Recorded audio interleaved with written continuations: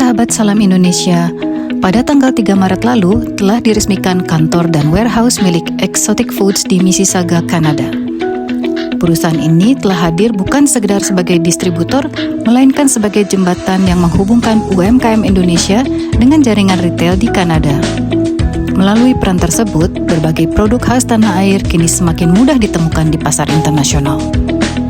Mulai dari snack berbasis tempe, olahan buah tropis, keripik sehat, hingga permen jahe, semua membawa cita rasa Indonesia ke tengah masyarakat Kanada.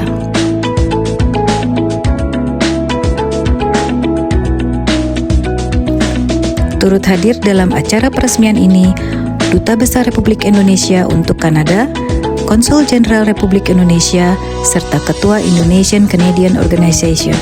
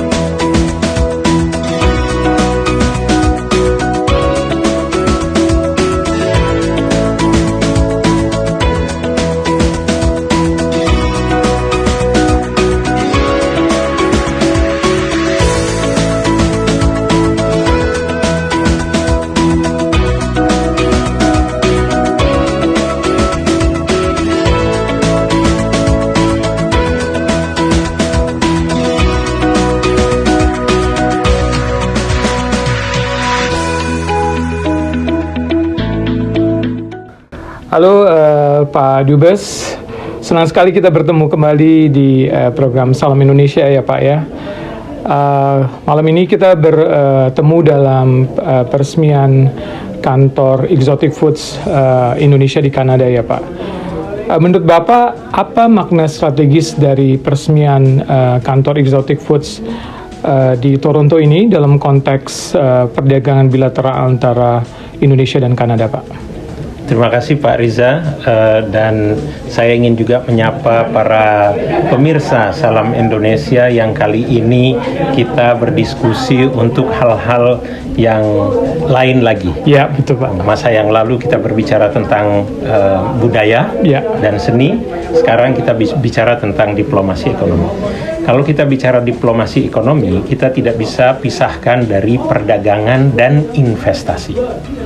Di perdagangan, angka perdagangan kedua negara, Indonesia dan Kanada saat ini, masih memerlukan peningkatan yang sangat serius. Indonesia dan Kanada adalah dua negara yang sangat besar, punya banyak sekali potensi yang belum terkuak. Angka perdagangan kedua negara kurang dari 5 miliar dolar per tahun. Sementara kita punya potensi yang sangat besar, bahkan sangat mungkin untuk kita juga bersaing dengan negara-negara tetangga kita di ASEAN. Tahun ini mudah-mudahan Comprehensive Economic Partnership Agreement antara Kanada dan Indonesia itu sudah akan dapat terlaksana.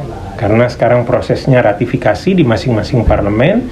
Kalau sudah ratifikasi bisa dilaksanakan, artinya banyak sekali tantangan-tantangan perdagangan itu atau hambatan-hambatan perdagangan yang dapat dieliminasi. Apa makna strategisnya? Ada banyak sekali. Kalau misalnya kita melihat produk-produk ini semuanya, kita lihat ini ada tempe, ada buah-buahan, ada sayur-sayuran dan sebagainya. Kita hanya bisa melihat sudah terkemas dengan rapi, dengan bagus. Tapi coba kita pikirkan, untuk menjadi seperti ini, ada rantai yang harus kita lihat ke belakang. Ada pertanian di situ, ada perkebunan di situ, ada berapa buruh yang akan terserap kalau ini sustainable. Karena itu peresmian kantor Exotic Food hari ini itu akan lebih menjamin supply chain produk-produk Indonesia yang bisa di stok di kantor ini, di warehouse ini, agar customer Kanada akan dapat menikmati produk-produk Indonesia secara berkelanjutan dan berkesinambungan. Itu artinya barang Indonesia menjadi eksis di sini, perwakilan Indonesia tidak hanya KBRI dan KJRI yang eksis, tapi barangnya pun eksis. Orang akan lebih kenal Indonesia, orang akan lebih ingin tahu tentang Indonesia, dan sekaligus ini juga menjadi diplomasi budaya bagi Indonesia, sekaligus juga menjadi kebanggaan bangsa Indonesia yang ada di luar negeri.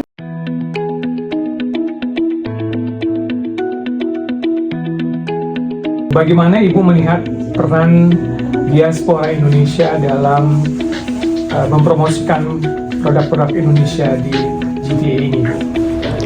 Terima kasih Pak Riza. Senang sekali malam ini. Jadi saya sangat bangga, saya sangat bahagia. Saya tidak bisa menyampaikan bagaimana perasaan saya pada malam hari ini, karena satu lagi diaspora Indonesia berperan membawa nama Indonesia di negeri Kanada ini. Jadi ini salah satu yang bisa kita lakukan, terutama diaspora Indonesia, dalam mempromosikan produk-produk Nusantara, tentunya dalam kemasan yang bisa diterima oleh masyarakat Kanada, rasa yang bisa diterima oleh masyarakat Kanada. Dan bukan itu saja, tentunya dengan kita semua nih warga negara yang sudah mengetahui, oh kita tahu tempe, oh kita tahu ada salak. Dengan kita turut menyampaikan, menceritakan hal ini kepada masyarakat atau teman-teman di sekeliling kita, itu pun juga sudah bisa membantu membawa, lebih menyuarakan Indonesia di sini. Saya rasa mungkin seperti itu, Pak. Jadi memang penting ya Bu ya, proaktif dari peran diaspora Pak. Indonesia, betul, ya Bu ya, betul. dalam konteks mempromosikan produk-produk seperti ini. Karena produknya juga memang bagus ya Bu ya. Ini keseharian kita kan, Iya, di tanah betul. air ini keseharian kita semua nih. Pisang, banana chips kan, ini ginger, kemudian jahe maksudnya kan, tempe apalagi, Iya. itu Ya, keseharian kita semuanya. iya betul.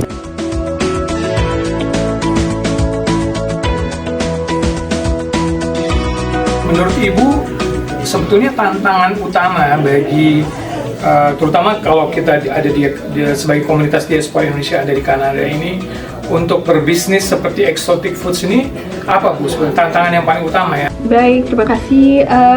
Kalau tantangan mungkin yang terberat menurut saya itu adalah memenuhi standarisasi daripada Kanada yang beberapa tahun ini semakin dinamis. Yang tadinya labelingnya A, udah B, C, D. Bahkan sekarang itu ada kayak misalnya high natrium, harus ada labelnya, sugar lebih dari sekian ada labelnya. Nah, menurut saya tantangan terberat adalah produk-produk Indonesia itu dapat mengikuti standar-standar yang ada. Gimana kami jembataninya? Syukurnya di Kementerian Perdagangan dan di Jakarta itu cukup aktif untuk bisa membina-bina seluruh pengusaha, baik UMKM, termasuk yang besar pun itu juga kita ada lagu kayak slogan produk lokal go global yang diharapkan bisa meningkatkan dan menyelesaikan tantangan tersebut dengan banyak sosialisasi terkait apa aja yang perlu dipenuhi standarnya. Kemudian juga jarak ya Pak, jarak ke Indonesia Kanada itu cukup jauh, jadi logistik udah pasti jadi isu utama ketika kita saingan sama orang lain. Mungkin bisa cerita sedikit Pak David, apa sih sebetulnya yang menginspirasi Bapak untuk mendirikan Exotic Foods di Toronto, Kanada ini Pak? Jadi sebenarnya yang menginspirasi saya itu karena waktu COVID ya. Waktu COVID itu kita mulai satu bisnis, satu project sebenarnya diinspirasi karena kita lihat di Indonesia itu banyak sekali bisnis yang struggle. Banyak petani koperasi yang kebetulan ada hubungan dengan kami, yang saya tahu sampai omset itu sampai zero gitu karena COVID. Jadi waktu COVID kita mikir bagaimana kita bisa bantu yang di Indonesia ini, karena saya tahu agriculture itu dampaknya besar sekali ya. Kalau orang sampai nggak jualan itu dampaknya ke petaninya, ke pupuk dan lain sebagainya seterusnya gitu. Jadi kita terinspirasi di situ, dan saya pribadi juga gemes gitu ya, kok produk Indonesia di toko kok nggak banyak gitu. Kita lihat variasinya dibandingin Vietnam, Thailand, Filipina lebih-lebih kita kecil sekali. Dan dari situ saya berangkat, saya lihat bahwa saya ke Indonesia, kebetulan pada saat itu kita disponsorin, difasilitasi sama Kementerian Perdagangan pada saat itu. Kita sampaikan ide kita untuk bisa mengangkat produk Indonesia, disambut oleh mereka dan mereka fasilitasi, dikenalkan dengan banyak pihak, dengan UKM-UKM, karena kita di Kanada nggak kenal banyak, di-connect dengan mereka, lalu kita lihat apa yang bisa kita bantu. Nah, contohnya misalkan inilah fruit ini ya. Fruit ini kan sebenarnya bisa pakai sisa yang nggak terjual. Jadi mereka panen, mereka yang nggak kejual itu sebenarnya daripada busuk, kita bisa jadiin produk yang lain. Nah, berangkat sebenarnya dari situ. Jadi kita setelah jadi chips, berangkat terus jadi menular ke yang lain, tempe dan lain sebagainya. Kita bawa ke sini, ternyata orang-orang suka gitu, malah di sini nggak ada gitu. Dan waktu orang-orang khususnya compare sama produk Vietnam misalkan gitu, orang-orang melihat bahwa produk Indonesia lebih enak. Which is sebenarnya kita orang Indonesia tahu gitu, kita punya lebih enak daripada punya Vietnam. Cuman orang luar nggak tahu. Nah, tugas kita kasih tahu itu, dan terbukti mereka yang coba produk kita, mereka bilang lebih enak daripada Vietnam. Produk Indonesia Go Global.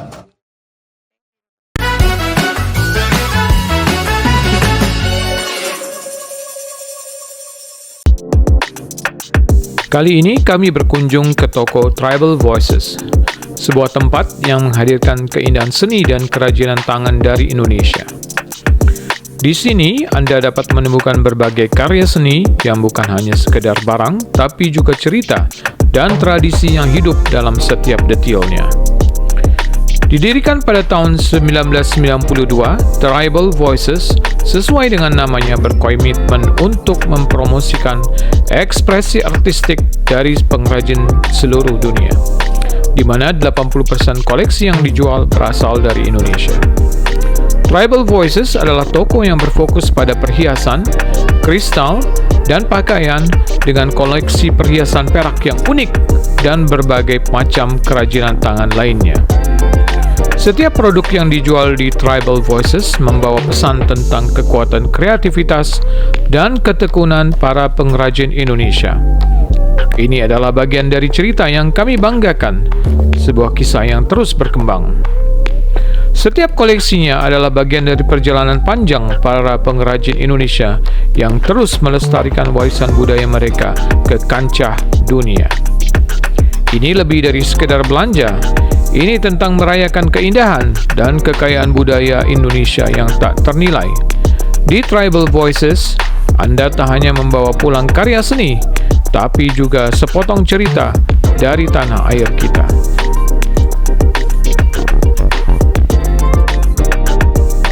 Halo sahabat Salam Indonesia, kami tim dari Salam Indonesia sedang dalam perjalanan ke Ottawa. Kebetulan mampir di Peterborough dan kita sempat mampir di toko souvenir Indonesia yang sahabat Salam Indonesia akan bisa lihat lokasinya. Dan senang sekali pada kesempatan ini saya bertemu dengan Pak Joni yang pemilik daripada toko Tribal Voices. Ya. Mungkin kita sambil jalan-jalan melihat keadaan toko Pak Joni. Silakan. Jadi sambil diceritakan bagaimana Pak Joni awal mulai menjalankan usaha ini. Ya, silakan. Sambil ngobrol. Ya. Jadi Pak Joni mulai ini dari tahun berapa Pak Joni? Jadi toko ini sebenarnya udah dirintis oleh istri saya sejak tahun 92. Tapi wah, udah lama sekali. Udah lama. Hanya kebetulan pada saat waktu itu 94 saya mulai terlibat. Ya. Waktu itu tokonya tidak sebesar ini, masih kurang lebih cuma 600 square feet. Ya. Semenjak saya terlibat tahun 94 sampai sekarang, istri saya yang sebagai founder, dia pertama kali istri saya orang Kanada. Oke. Dan terus kami menikah, terus saya kembangkan dari lebih baik lagi. Tapi tempatnya dari awal ini kami beli dari tahun 1991. Berapa toko sudah sekarang? Sekarang untuk sementara yang 3 beroperasi, 1 dalam taraf untuk dibuka sekitar bulan sekitar sama. Oh, oke. Ya.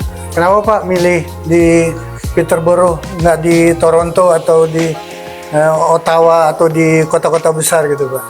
Pertanyaan bagus juga. Tapi saya tidak tahu. Istri saya rasanya dia senang di Peterborough karena suasana masih terasa tidak terlalu bising. Tidak sibuk, dan juga sudah berkali-kali kita di-approach oleh beberapa orang untuk ingin membuka toko di kota-kota. Tapi itu bukan konsep di dalam berbisnis. Saya melihat, karena saya dan istri konsep bisnisnya ini lebih bisnis orientasi untuk leisure. Ya, untuk kami sendiri, dalam arti karena bisnis dalam hal ya spesial dalam membawa produk-produk ini harus butuh seseorang yang lain, bukan beyond business, bisnis kurang lebih kayak gitu. Jadi lebih banyak ke arah apa yang saya mau. Makanya di dalam semenjak kita buat bisnis ini, saya tidak pernah berkolaborasi dengan orang dari orang lain. Jadi ini family business, pure family business. Dan ini, mungkin bisa diceritakan Pak Joni apa aja barang-barang yang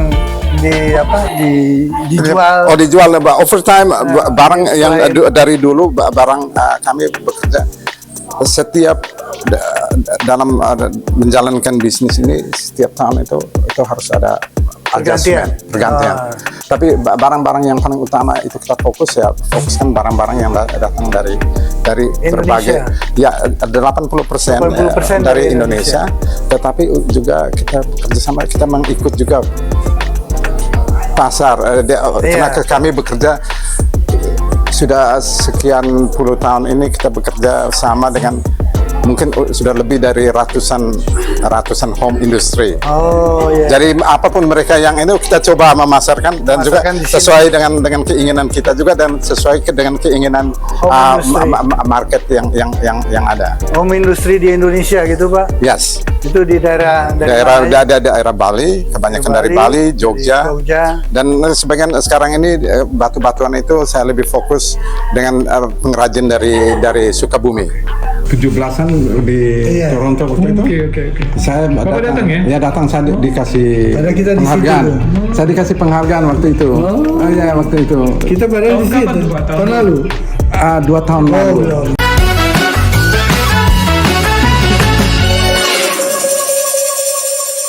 Mari kita lihat-lihat Pak.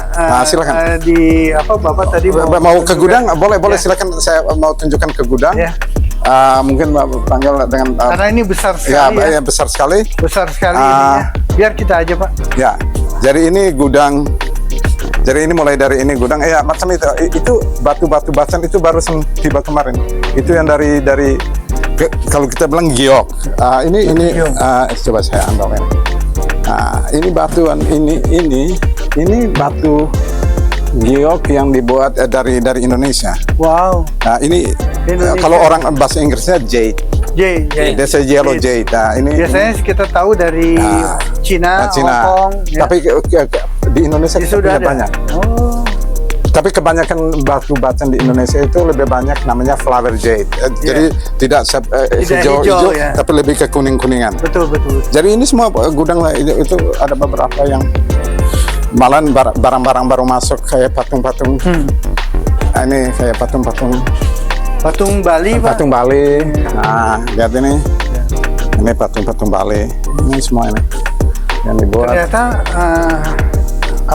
masyarakat Kanada menyukai hasil karya Indonesia juga ya. Banyak sekali Pak, tapi itu butuh waktu. Kita butuh waktu untuk spesial untuk knowledge. Bagaimana membuat mereka paham tentang, karena orang-orang sini mereka lebih peka, terutama kalau barang-barang itu harus tidak seperti, jangan sampai melibatkan child labor, semua itu harus ethical. Barang yang betul-betul di source dari source home industry. Nah, dari lihat ini salah satu batu yang paling bagus ini. Lihat ini kemarin baru masuk. Ini batu ini. Ini beratnya sekitar. Wow. Ini buatan dari Sukabumi, buatan tangan dari Bali, batik. Bantal-bantal untuk bantal guling ya, kalau kita bilang bantal guling. Nah, itu baru sampai juga nih. Ya, itu baru sampai. Ini semua ini kemarin barusan masuk barangnya. Nah, ini barangnya baru masuk. Ini barang dari Jogja. Ini hasil dari becak yang sudah dibuat dari sepeda. Ini furniture. Ini furniture. Ini dibuat. Ini ada bantalnya. Dari beca itu. Dari beca. Ya. Dari set ya. Itu set dengan ini. Ya. Ya, jadi kayak kursi panjang ya. Question. How do you curate this? Gimana caranya Bapak lihat ini tuh saya mau beli yang ini, saya mau ini. Well, that's where your instinct kick in as a business, as a if you like art.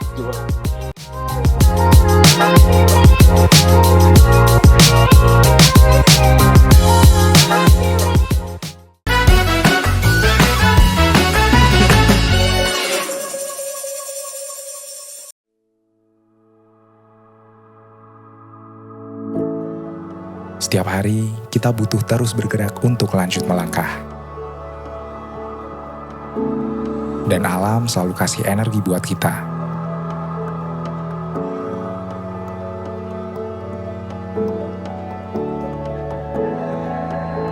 Buktinya, alam bisa jadi panggung meriah.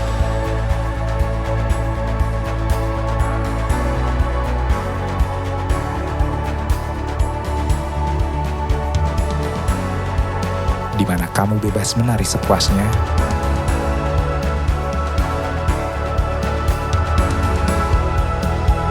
dan tubuh menemukan ritme terbaiknya. Selangkah demi selangkah, perjalanan kamu mulai terarah.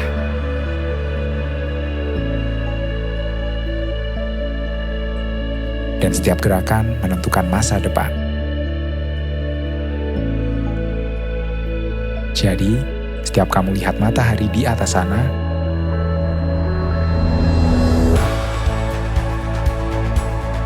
selalu ingat untuk berterima kasih sama alam. Jadi gimana? Siap tunjukin tarian terindah kamu? Ayo eksplorasi dan cari inspirasi.